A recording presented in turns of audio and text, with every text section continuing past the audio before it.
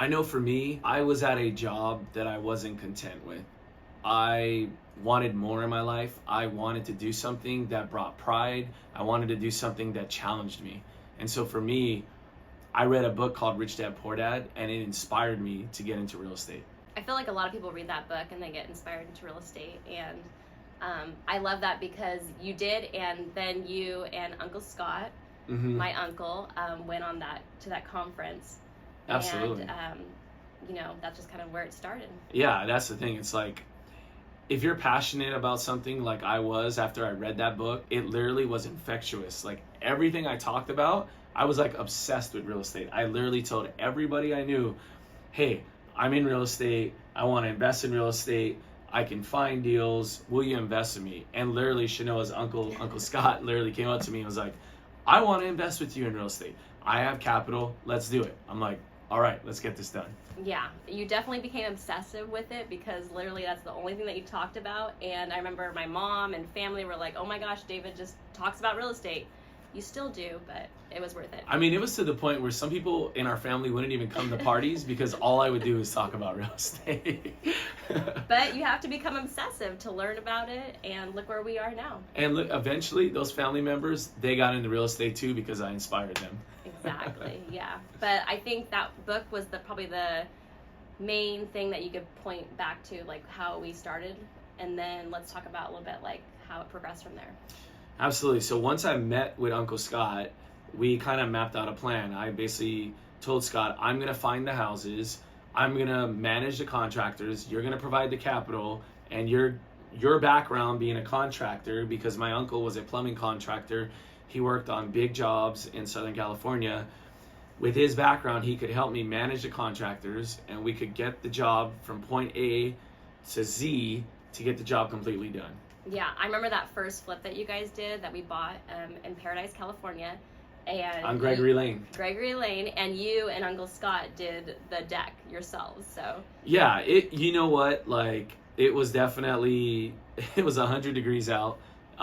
It was the whole entire deck. It was probably like I would say about a 2,000 square foot deck. It was completely rotted, and like, it had like beehives and a lot of wasps and stuff, and so, yeah, we had to take that whole thing out, but it was fun. It was, it was a lot of hard work, but you learned right away, like, hey, this is what sweat equity is all about.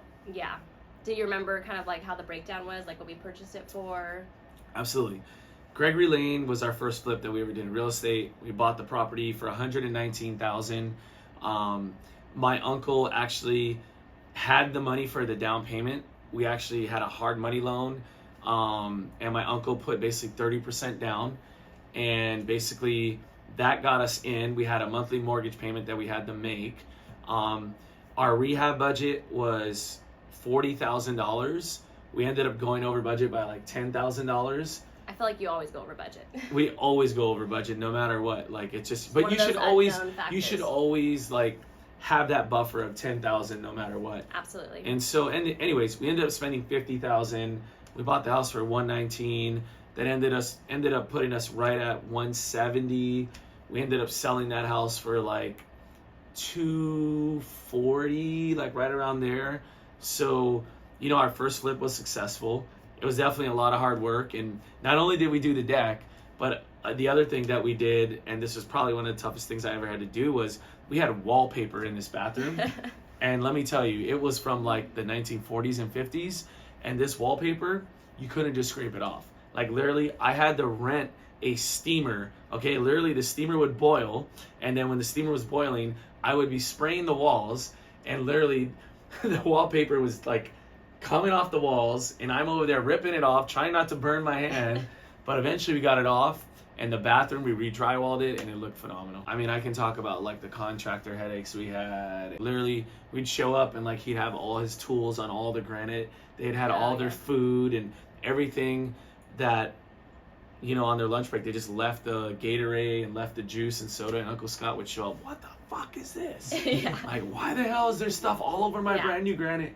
Like, no, you need to clean up after yourself. You can't leave the job site like this. Right. Well, that's what was great about partnering with Uncle Scott, is because he was knowledgeable in that area. He had been, in the contractor world. And so we weren't going into it completely green. We had somebody that was, knowledgeable, knew like plumbing, which was key. Well, absolutely. And I mean, he totally, like, if the contractor did something wrong, he would check them. Yeah. You know, like I said, like, we literally, me and Uncle Scott showed up, and there was food, there was like tools and everything all on the brand new granite we just had bought. And Uncle Scott just flipped completely out. He goes, what is this? Yeah. Like, you don't leave a job site like this. You Right. need to clean it up. Yeah. Some of the things that I learned on that first flip were, when you get a hard money loan, there are points you have to pay up front. And also, with this particular hard money loan, it had a prepayment penalty into it. So even though we got the house done within 3-4 months, and then we sold it within 5 months, we still had to pay a month extra, because that was part of the contract when we did that hard money loan to get the money to buy that flip. When we first started in real estate, I wasn't a real estate agent at the time, so it was completely brand new to us. We just kind of jumped in. I think the key things that we did was we partnered with somebody who was knowledgeable in the real estate world, or at least like the contractor world, which helped us immensely.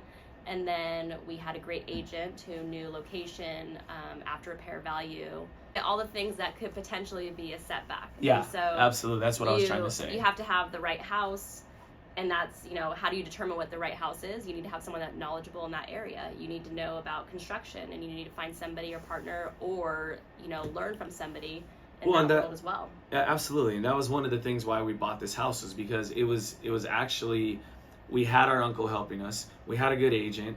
We were in a fantastic location. All the houses around us were actually good houses. It was a good neighborhood.